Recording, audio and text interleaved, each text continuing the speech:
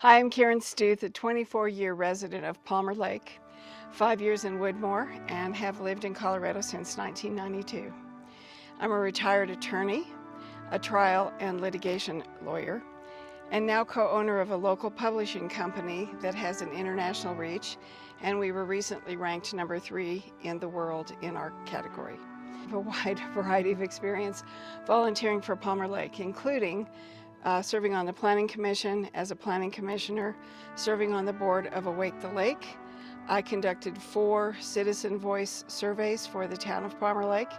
I did the website 3 websites ago. I was a member of the Board of Trustees from 2020 to 2023, and I served on the Fire Department Committee. In addition to that, I also was co-founder of Citizens for a Better Palmer Lake, and later Palmer Lake Economic Development Group, a 501c3 dedicated to the economic health of our town. I explain all this to you because I want you to know that I understand how the law is supposed to work instead of how it is being bent to serve the wrong interests right now in our town. There are 2 really great examples.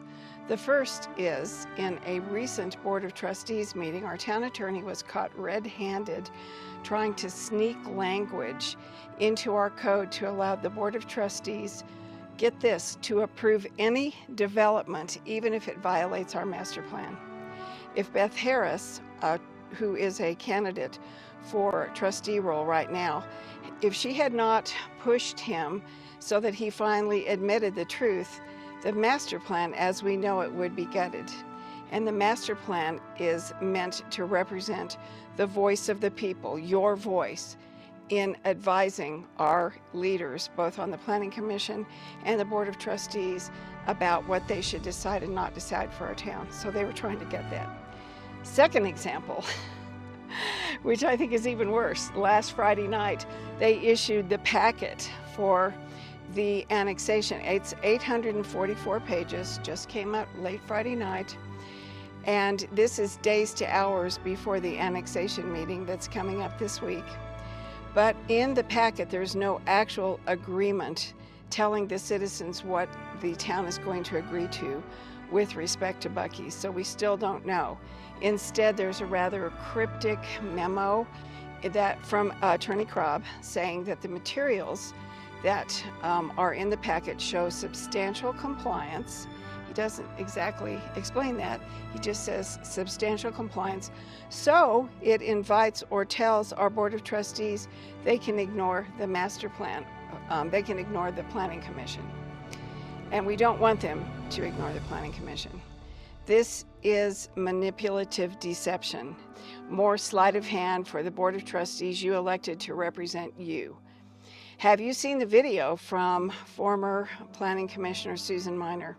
It is replete with material misrepresentations and therefore has no credibility. She refers to the ballot measure as a referendum, so let's talk about that because it's not a referendum and that is a false statement. In this case, referendums in general, first they overturn laws.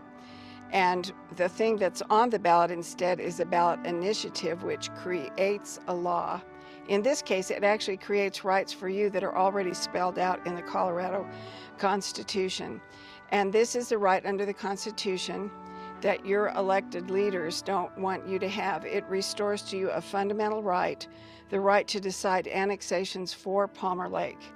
And that includes the right to decide about our water, about our land, about our traffic flow, about our dark skies, about how we want to protect our local businesses, and most of all, how we want to protect our Palmer Lake way of life.